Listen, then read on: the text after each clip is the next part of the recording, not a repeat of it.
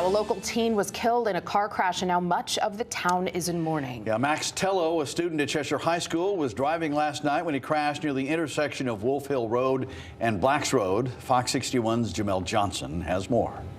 Cheshire High School's Monday school day was anything but normal as students and staff mourned the loss of Max Tello, a senior classmate whose life was tragically lost in a car crash. The crash happened at 10 p.m. Sunday night, and when the police and fire departments got on scene, they found the car on fire with power lines on top of the roof. Because of Max's death, Cheshire High School had an early dismissal on Monday morning at 12:10. Max was an 18-year-old senior at Cheshire High School preparing to graduate this spring. According to Superintendent Jeff Sloan, Tello grew up in the town and went to Chapman and Dodd School before going to Cheshire High School. Now, instead of preparing for a graduation, his family has to prepare for their son's funeral, something no family should have to do. Now, Tello's death is still under investigation. Cheshire High School will have a school crisis team here on campus to help students and staff get through this tough time, and that will run through 4 p.m. on March 5th.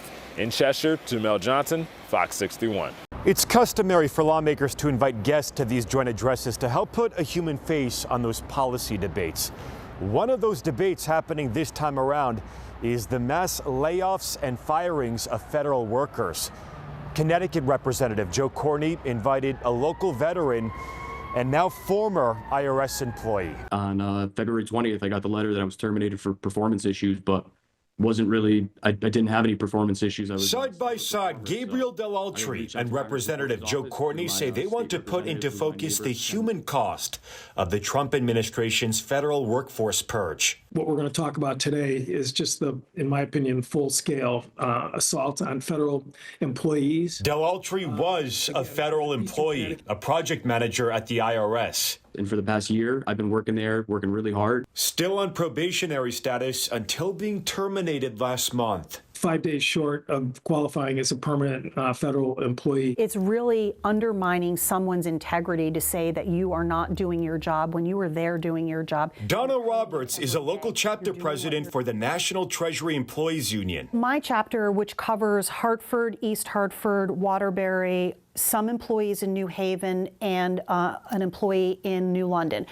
Our chapter represents about 135 people. There's probably 20 to 25 of new hires that were terminated incorrectly. Dell'Altri from Vernon is a Marine veteran and a new dad. I was in support of the government being more efficient. I think everybody is, any party would like to see a more efficient government, but I didn't think people would be fired en masse like this. He also voted for President Trump. The administration had been big on talking about veterans and being spoke up about veterans. They were willing to help veterans, and that was the general census that I got from this. I didn't think I was going to lose my job. On Capitol Hill, Dell'Altri is now hoping to offer perspective by sharing his story with lawmakers. I'm not here to talk politics. I'm not here to argue. I'm here to be a mediator between the two parties to try to get veterans their jobs back. I leave the door open to talk to any Republican or Democrat. Don't use a giant hammer to fix a problem that needs a scalpel. The Trump administration says those mass layoffs and firings have been part of a mission to, quote, maximize governmental efficiency and productivity and root out waste and fraud. Reporting in Hartford, I'm Angelo Bavaro, Fox 61.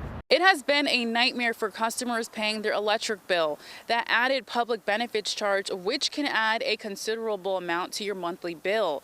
That charge funds state-mandated programs and assistance to low-income customers, and it's something Republicans in our state want to get rid of. It's equivalent to a hidden tax in our electric bill that funds over 40 different discretionary government programs passed by the state legislature. State Senator Ryan Fazio is among the many lawmakers, as well as Connecticut utility customers, who have been outspoken about getting rid of the public benefits charge on your electric bill. That is one of the reasons why Connecticut has the third highest or the second highest electric rates in the entire country. All those embedded taxes and fees to fund those 40 plus different government programs. Those public benefit fees go to fund various other programs, including utility hardship programs, payments to the Renewable Energy Investment Fund, which is the primary funding source for the Connecticut Clean Energy Fund, and energy efficiency programs. Public benefits is a broad category that includes a lot of things. Supply rates have come down so much that the price that we pay Millstone is costing ratepayers extra money. Back in August, State Senator Norm Needleman pointed to the purchase agreement for the Millstone power plant as the major cause for the surge in these public benefit fees. Every Eversource and United Illuminating customer is paying towards this agreement. This Thursday, the Senate Republican caucus is holding a hearing for a new bill that would aim to wipe those public benefits out. We're asking in Senate Bill 647 to end those charges and to force any of those programs, if they're justifiable, to be funded through the normal budgetary process where they need to compete for funding with all other needs in our state government. Customers we spoke with, like Raymond Dogans, just want to see some relief. The delivery charge or the recovery charge are crazy. They're increased by like $150. It's getting crazy. I have 5 daughters in the house and our electric bill is going skyrocketed. The public hearing for that proposed bill is happening at the Legislative Office Building Thursday morning at 10:30. If you want to sign up and speak for that hearing, we'll have the link at fox61.com and the Fox 61 app. In Hartford, Kate Pattyfoot, Fox 61. Daylight saving time runs from mid-March until November when we spring ahead so people can enjoy more sunlight in the evening. But just a 1-hour jump can throw off our circadian rhythms and sometimes lead to some serious health problems like heart attacks and strokes. Dr. Saeed Hussein from Trinity Health of New England says there are steps you can take to protect your health ahead of the time adjustment. So what I suggest to folks is we still have a few days before this kicks in at 2 a.m. on Sunday. So try to go to bed 15 minutes early every night. Try to stay away from screens at least an hour, 2 hours prior. I know that's hard. I know, I struggle with that on the daily. Stay away from alcohol and caffeine for a few hours before. Try to avoid large snacks or meals before bedtime. And try to get some sunlight if you can in the morning. So, all these things help reset our circadian rhythm. Circadian rhythm is the body's roughly 24-hour cycle that regulates when we get tired and when we're more alert. Light exposure often resets the rhythm. Daylight saving time begins this Sunday at 2 a.m. Reporting in studio, Kaylee Collins, Fox 61. Well, the weather is finally warming up. Our days are getting longer. This is the weird transition period between the real winter and the real spring. Welcome to the month of March. Typically, we start the month of March with our high temperatures in the low 40s and our low temperatures in the mid 20s. We usually end the month about 10 degrees warmer. Actually, our low temperatures usually climb above freezing. We gain daylight. We gain 1 hour and 21 minutes of daylight. As they say, we spring forward. So don't forget to change your clocks this weekend. During the month of March, we can have a mixed bag of weather here in Connecticut. Some days can feel like summer. Others can feel like winter. Our record high is 89 degrees, and that happened in 1998. Our record low for this month is -6, and that happened in 1967. March 1956 holds the record for the snowiest March on record. So let's see how the first 5 days of this month turned out. Day 1, our temperatures soared to near 60 degrees. Then came that Arctic blast, which caused winter to return for days 2 and 3. Our temperatures warmed up for days 4 and 5. So the first 4 days of March started rather dry. Then came that huge storm on days 5, which dumped over an inch of rain here in Hartford. We'll see how the remainder of the month turns out. In the studio, Deshaun Robinson, Fox 61. Through the haze, there is clarity. And why? Because maple syrup season has started all across Connecticut. The Taps present the facts that sweeter days are coming.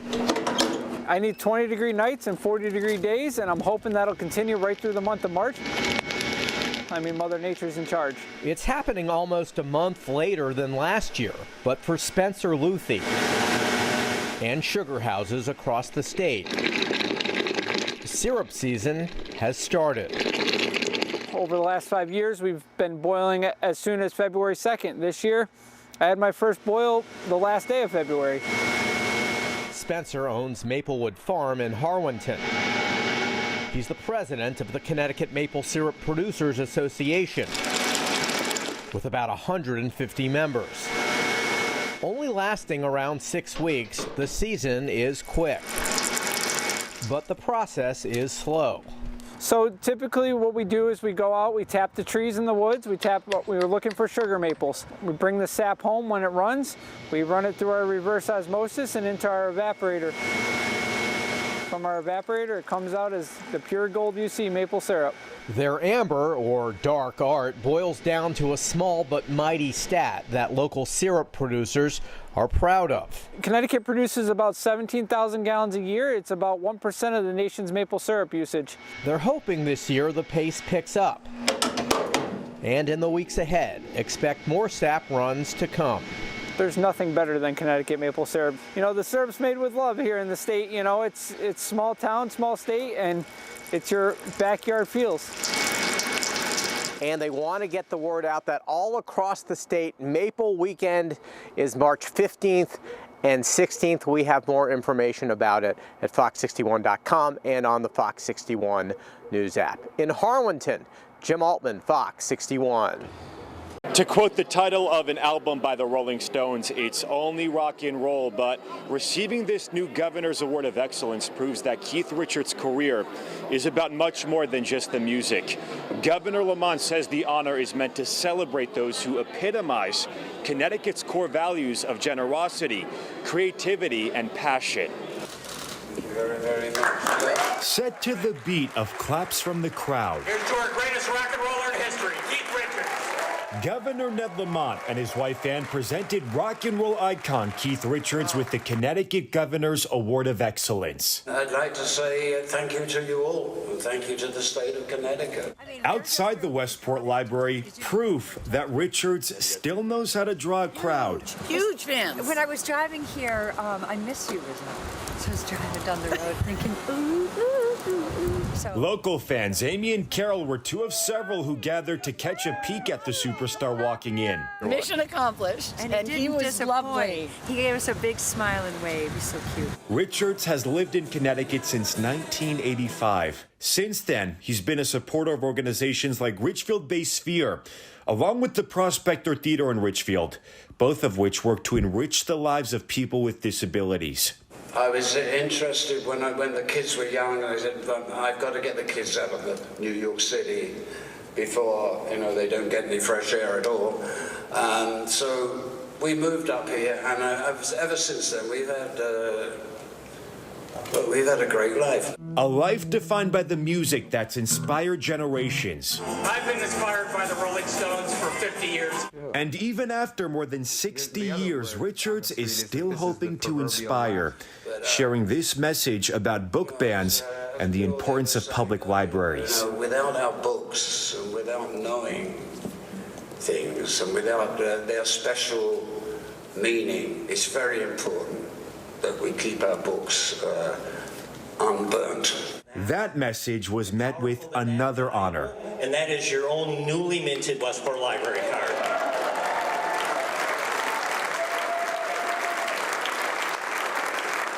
Richards was also presented with a proclamation offering him a key to the state. So safe to say there was plenty of satisfaction to be had around here. Reporting in Westport, I'm Angelo Bavaro, Fox 61. According to the U.S. Department of Commerce, 1 in 7 women work in the construction industry. Among those workers are Chesley Sannon and Rebecca Lacey, who work in the HVAC and electrical field. They also say there's no better feeling than completing a job for a customer who's happy and satisfied. I love walking away and knowing that the customer is satisfied. The customer is like, oh my God, thank you so much. I've had other companies come, they were not able to do much, but you guys came and show up. Chesley Sannon has been an electrician for 5 years. She says prior to working for Medford Wellington Service, she didn't feel supported. The licensed electrician that I worked under as an apprentice, he didn't believe anything about women being in a trade. He more believes a woman's role is at home and cooking and cleaning, so he treated me pretty rough. Her coworker, Rebecca Lacey, an HVAC technician, said the pushback isn't as bad today as years ago. Not in the last 10 years, I would say. I've been doing this for 15 years, and when I first started, there was a little bit of resistance from older male counterparts, but not in the last 10 years. Ron Digby, an HVAC field service director, said there's a stereotype when it comes to construction workers, and women in the field change that narrative. You don't have to be some burly, grumpy man to do this stuff for a living. The money's not in the brawn, it's in the brains. You come on here, you're a smart individual, you have tenacity, accountability, and a great attitude, and the sky's the limit for you. And to those women and girls inspired to follow in their footsteps. Don't act like a Miss Know-It-All. Don't be afraid to ask questions, because any questions that you have, there is definitely an answer to. So that's one thing I teach myself on a daily basis. If you're interested in applying for a job, you can find the link at fox61.com. In Rocky Hill, Kate Pattyfoot, Fox 61. I want to introduce you to a Hartford native who left her mark on the city's police department. She paved the way for a growing female force, and she set her sights high with aspirations of breaking gender barriers and serving the community she loved. Take a look. I did 27 years at the Hartford Police Department, some of the best years of my life. Deborah Callis always knew she wanted to serve her community. She didn't have to look far for inspiration. 70 years ago, 8-year-old Deborah stared in awe as she watched Hartford policewoman Ella Brown speak during a career day assembly at her school. She had on a navy blue suit. Just like it was yesterday, I can remember. Brown was the first black woman to be hired at the Hartford Police Department in 1943. Callis describes Brown as a powerhouse and a staple in the community. As much as Callis wanted to follow the path Brown opened for other women, that was a dream that had to be deferred. In my household, my parents had other thoughts. They wanted me to be a nurse or a teacher, because that was the standard thing in those days. So instead, Callis continued her schooling. At one point, she got involved in the civil rights movement. We'd take buses, we'd go to Washington, we'd protest. I enjoyed all of that, but in the back of my head, I wanted to be a police officer. Callis decided it was time to move full speed ahead on that dream. She did so with support from the same woman who inspired her all those years ago. She said one thing: I didn't have anybody that had my back. She said I had developed my own backbone. She says, but I've got you, and I will be there for you as long as I can, and you can come to me anytime. Callis says back then, women had to have either a nursing degree or a few years of college under their belt before becoming officers. Once she knocked out a few college courses, she applied. And in 1973, Callis became the second black policewoman at the Hartford Police Department. There were experiences that we'd laugh about, and there were experiences that it took us months to get over. She climbed the ranks, and in 1980, became the first black woman detective at HPD. Missing persons, and I worked juvenile, I worked in crimes against persons, I worked in auto theft, I worked them all. Being a detective is probably one of the most challenging positions to acquire, especially in this male-dominant environment that we're currently working in. HPD Deputy Chief Sonia Watson says the department has a history of being progressive. I know that in January, another PD just actually promoted their first black female, so some 40-plus years later, right, some PDs are still just now coming on board with the idea that females in general and minorities can actually coexist in every division. When Callis retired in 2000, she made sure to pay it forward to other women in the department, like Ella Brown did for her. My first contact with them is, hi, let me take you aside, and this is what you need to know. And also, in closing, I'm there for you. And my group of women down there, it was just fantastic. We really ruled the department, though. So you're gonna get married here? Deputy Chief Sonia Watson tells us Hartford Police currently has 8 female detectives on staff, and she expects that number to grow through the department's 30 by 30 initiative, which aims to have women make up at least 30% of its force by 2030. Think of this as Top Chef for the high school set, and every year at the YG Club at Duncan Park, the competition definitely heats up. Just behind home plate at Duncan Park, it's plate after plate. For these high school teams, you try not to worry about the nerves, you go. Here's just some of their coursework. For the appetizer, we had jicama slaw with the sweet and sour spicy sauce and jerk chicken dumplings. We made a black peppercorn seared duck breast. We made a black and white sesame crusted tuna. It's all part of the Connecticut Pro Start Invitational. It is a high school culinary and restaurant management competition. So we have 5 different high schools, 6 teams competing in the culinary competition. They create a 3-course meal in 60 minutes over 2 butane burners with no electricity. With local chefs judging, the Connecticut Hospitality Education Foundation and the Connecticut Restaurant Association team up for the annual event. Behind me is the future of our industry. We're trying to really connect our industry with the youth and talk about how great this industry really is. Safety, sanitation, communication, and presentation are all part of it. Oh yeah, this is their varsity sport, right? This is their state championship. So the winning team, the first place team, gets to go to the National Pro Start Invitational, which will happen in Baltimore May 2nd through 4th. And then they also have scholarship dollar opportunities as well. Wilbur Cross High School senior Jan Dolberry says this is just the prep work for a career in the kitchen. It just means like showing skills, how to be innovative, how to problem solve for sure, and just having fun. We try to make this a really great opportunity to bring in kids from all different backgrounds, all different levels, and see them succeed. And just one of the teams makes it to the championship. That happens this year, May 2nd, 3rd, and 4th in Baltimore, Maryland. At Duncan Park in Hartford, Jim Altman, Fox 61. Enfield High, Norwich Free Academy, Simsbury High, Wilbur Cross High, and Windsor High School all took part in the competition. There's only one winner in each category, and congratulations to Enfield High School. They won for the culinary event, and Wilbur Cross High won in the restaurant management event.